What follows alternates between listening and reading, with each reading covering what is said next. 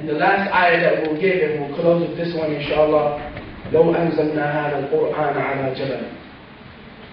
If we sent this Quran to a mountain, رأيته خاشعا متصدعا من خشية الله. You would see that mountain crumbling out of the fear of Allah. Now, we don't get that. A lot of us will listen to that and go, oh, mashallah. But let's put it into a visual picture in your mind, inshallah. Mount Everest, pretty high, right? Do you know how high it is? It's like 7 miles, right? 7 miles high. If Allah sent Jibreel alayhi salam with the Quran that you neglect to that mountain, you would see Everest crumbling out of the fear of Allah. That 7 mile high mountain would crumble. Now we have our Pt2. You have the one in your iPhone, right? Brother, I have a new app. It's the whole Quran. So you carry it with you wherever you go. But you still know 50 lyrics, right? More than the Quran that you love so much. Well, there was a man in the States. You guys know him, the white guy, right? He wanted to have a burn the Quran day. You remember that? Back in September? And everyone flipped out. I know, because I was on Facebook and I got tagged by everybody. So-and-so, Dawah for Life, 93, wants you to join Hate Burn Quran Day. This one wants you to join Don't Burn the Quran Day. That one wants you to join Stop Burning the Quran Day. I want to have a group that's saying, stop asking me to join stuff day. Because my inbox was full of different groups and different people asking me to join this, that, or the other. So I started to think about that for a minute. This guy, this man, wants to burn the Quran.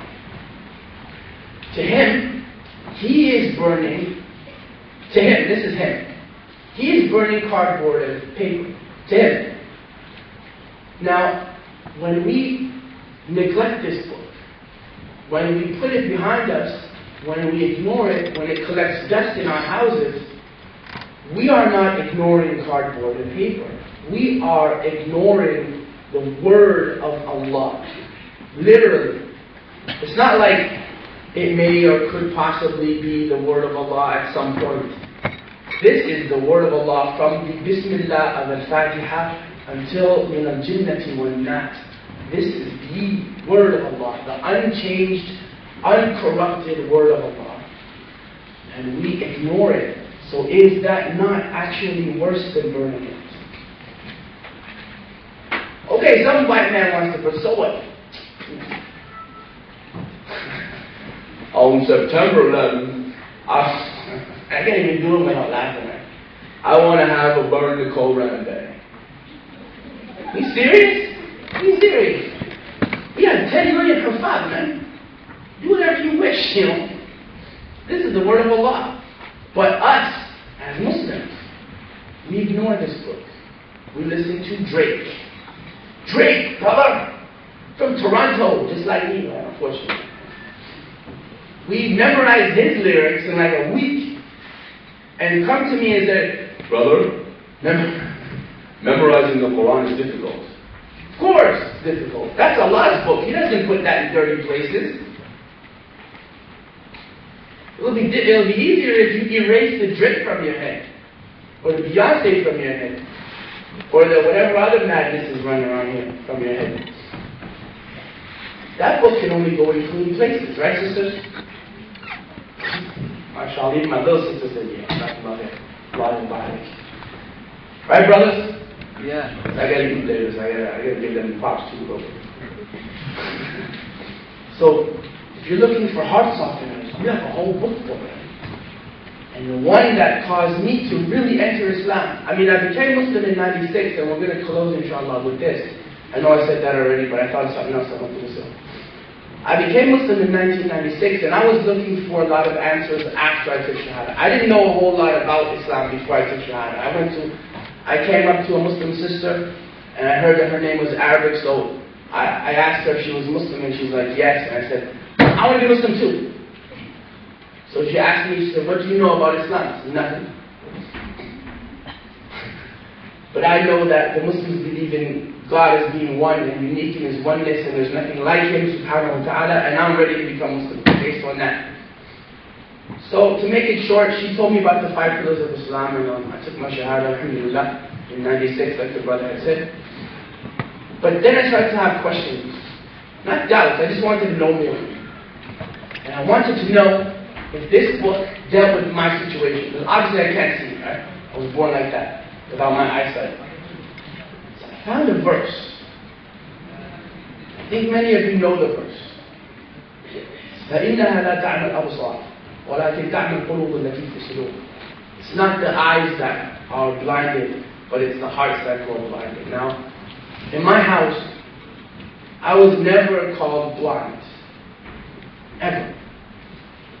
I went to school one day when I was 5, and my teacher said that, I wanted to help her with something. They said, you can't do that, you're blind. You can't help me with this particular thing.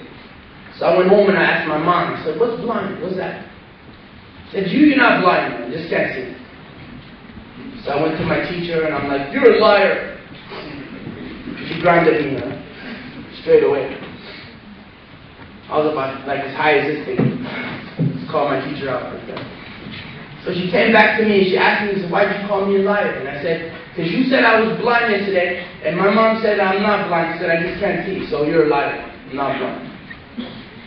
And that was my whole life. Everything that I've done, my mom always told me, and my grandmother told me, and my story is long, and I didn't tell it, but it's all over the internet, inshallah, and it's on the CDs that we have for sale outside, so you can get it from there as well. Right? I talked to you about that a little bit. Everyone in my house is telling me how you're not blind, you just can't see. So then I read this verse, and Allah actually said that in a nicer, more eloquent way, that it's not the eyes that are blinded, but it's the hearts. And that is actually, it's not part of the ayah, but that is the worst kind of blindness. Because anyone can have it. Anyone can have that. And there's a cure for it. You want to know the cure for it? You sure? Brothers like all quiet. If that was me, I'd be in the front row. Yeah, bro, what's the cure? Well, the cure for it is very simple. وَمَنْ يُطِعِ اللَّهَ وَرَسُولَهُ فَقَدْ فَازَ فَوْزًا عَظِيمًا. Whosoever has obeyed Allah and His Messenger has achieved the highest success that they could possibly hope to achieve. So if you don't want that, blindness of your heart, which is the worst kind of blindness, then you will do those things which are the cures for that.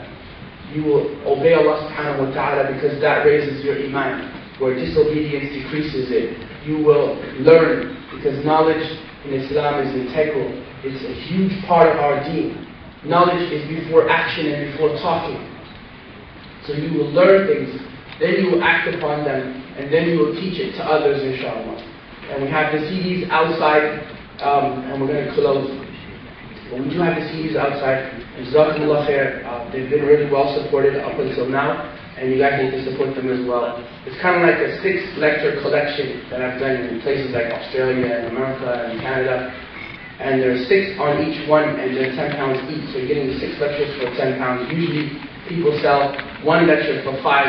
We'll do 6 for 10. جزاكم الله خيرا. يقول قولي هذا استغفر الله لي ولكم ونسأل الله سبحانه وتعالى توفيقه والسداد. السلام عليكم ورحمة الله وبركاته. وعليكم السلام. The only one brother got to salam right now. That's what you guys جزاكم الله خير for what a lovely inspirational talk, no doubt. Things have been going around for the last sort of 5 to 10 minutes. For those brothers and sisters who have any questions for Imaam. So if anyone here has any questions, if they have not written it down, I'm not in okay. No, it's honestly cool. If anyone has any questions, if they want to raise their hands up and we can go ahead with that, or if you've got some stuff written down, then we can. I think we've got a brother here who's got a question.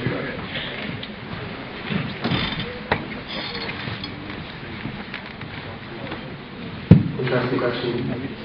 Did your mother take Shahada? Alhamdulillah wa salatu wasalam. No, she didn't as yet. but she knows where to find it if she wants to take shahada.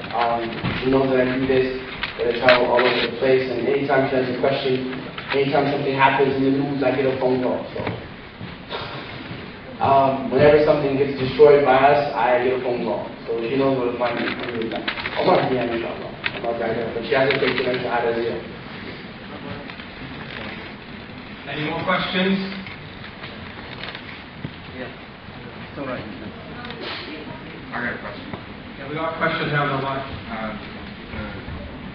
Imam, perhaps tell us a bit about, as a person who fancy, and young Muslims who fancy, just generally the amount of items we have already. What is our gratitude for our blessing of being from someone who can't see your? Honestly, I really don't know. I'm a person who I never really wanted to see. I never had this desire to wake up one morning and have eyesight. Because I compared the two communities, and I like my community better. Because we have Sahaba, right? So do you guys. We have Sahaba with us. Abdullah Maktoum. A prophet visited us at one point. Yaqub alayhi salam couldn't see for a little while. Some of the scholars of the past, a lot of them, even the ones of the present, are amongst us. We have no dictators though. We have no crazy people. We have no serial killers. We have no criminal. Well, we had one false prophet, but we dealt with that. Right? You say that, man. That's our blight. You want to say that? But I really never had this idea to wake up one day and be able to see. I'm not an unhappy person, so I really don't know the gratitude or the idea of being able to see. But I do know a hadith that will describe the weight of eyesight though. There will be a man who will come to Allah subhanahu wa ta'ala and he would have done a lot of good. And Allah will ask him if he would like to go to Jannah based on the good that he did or the mercy of Allah. And he will say, I want to go based on the good that I've done. And Allah will put his good on a scale, and He will put on the other side of that scale eyesight. And the eyesight will overshadow his good. So that's what I know. I can't really relate to people who can see on that level because I've never seen and I've never actually wanted to see. It's not something that I want. I'd rather be a Muslim without eyesight than a non-Muslim with eyesight. So I'm very happy with that. SubhanAllah, we've got quite a few questions that just flooded in this last sort of 5 seconds. Hopefully we can get through as many, inshallah, as possible. Question: what are the signs of a blind heart? It's a good question. What are the signs of it? There are probably many, but we are all people. We are all people who could be affected by this.